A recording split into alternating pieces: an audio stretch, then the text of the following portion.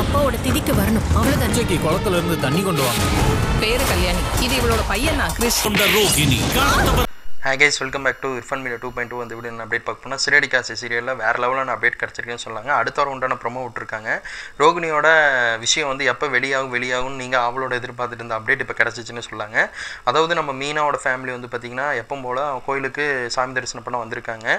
அதே டயத்தில் நம்ம ரோகிணியோட அப்பா இறந்துருப்பாங்க. அந்த திரிக்காக நம்ம ரோகிணி அவங்க வர சொல்லி அவங்க அம்மா வந்து ஃபோர்ஸ் பண்ணுறாங்க. அவங்க அம்மா ஃபோர்ஸ் பண்ண காரணத்தினால ரோகிணி அவங்க கடுப்பாகி உடனே வந்து அந்த திரியில் வந்து உட்காந்துருக்காங்க. இதே டயத்தில் நான் அந்த குளத்தில் வந்து பார்த்திங்கன்னா மீன் அவங்க தண்ணி எடுக்கலான்னு வரும்போது ரோகிணி அவங்க உட்காந்துருக்கிறத பார்த்துட்றாங்க. அங்கே வந்து பார்த்தீங்கன்னா கிறிஸும் பக்கத்தில் உட்காந்துருக்காங்க. அப்போ தான் அவங்க அம்மாவை எக்ஸ்பிளேஷன் பண்ணுறாங்க. இவ தான் வந்து பார்த்திங்கன்னா அந்த உண்மையான பேரை சொல்கிறாங்க. ரோகிணியோட உண்மையான பேரை சொல்லிவிட்டு கிறிஸு இவ தான் புள்ள அப்படின்னு சொல்லி அறிமுகப்படுத்திடுறாங்க. உடனே நம்ம மீனா பக்கத்தில் வந்து சப்புன்னு ஒரு அப்பு விட்றாங்க. அப்படியே ப்ரொமோ கட் ஆகுது.